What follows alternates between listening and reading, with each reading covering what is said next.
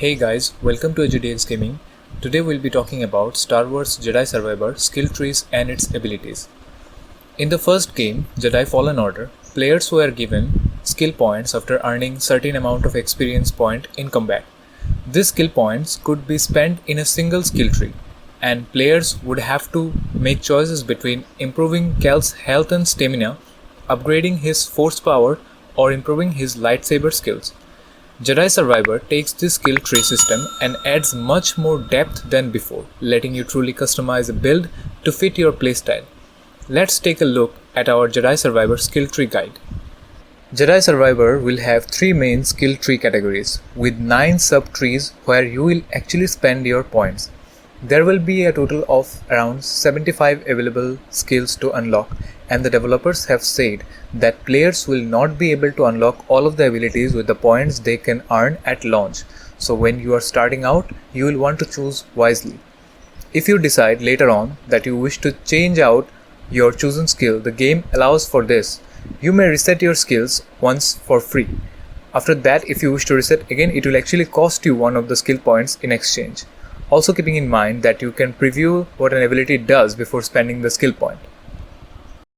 It was relatively simple to max out Star Wars Jedi Fallen Order skill tree before finishing the main quest, but that won't be the case for Star Wars Jedi Survivor. According to director, during a recent interview, he talked about how one player request was more story and content outside the golden path, and Star Wars Jedi Survivor is designed to support that.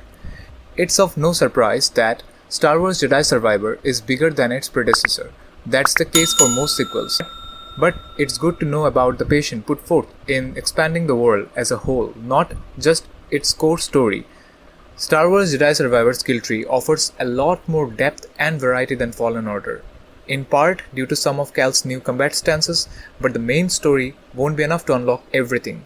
That said, Asmussen is clear that players can get to a point where they have everything, they are just going to have to invest more into the game. Recent previews indicate that the upcoming Star Wars Jedi Survivor is already avoiding a particular mistake commonly seen in other games of its genre. Developer Respawn Entertainment had previously stated that the sequel would be building and expanding upon the acclaimed features of 2019 Star Wars Jedi Fallen Order, with the progression of protagonist Cal Kestis in both story and gameplay being a clear indicator of this. Jedi Fallen Order players will be pleased to learn that according to previews, Cal seems to still have most, if not all, of his Force abilities from the first game. In Jedi Survivor, upon its launch, this makes for a refreshing change as many sequels reset skills that players unlocked in their predecessor, purely for the sake of progression, which can be frustrating and makes little sense on a narrative level. God of War Ragnarok being a recent example. With Cal no longer a Jedi Padawan, but rather a full Jedi Knight by the time Jedi Survivor takes place, it makes sense that he would be progressing and learning new skills rather than retreading old ground. Cal's lightsaber variants also appear to be carried over and expanded upon.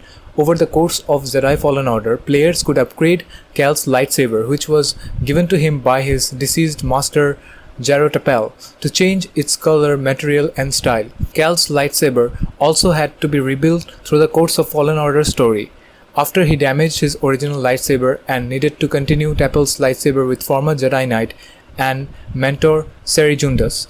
This second lightsaber became a double-bladed weapon similar to the Darth Maul's, but could also be split into separate lightsaber to allow Cal to use the Jarkai fighting style seen by other Star Wars heroes like Ashoka Tano. These were all the information that I get to know about the Star Wars Jedi Survivor that is gonna release on April 28. If more, then I'll obviously release another video describing about its new gameplay feature or mechanics. Till then, enjoy the rest of the gameplay. If you like, don't forget to subscribe to my channel, hit that notification bell as to when I upload a video, you get the video as soon as possible. Enjoy and keep gaming.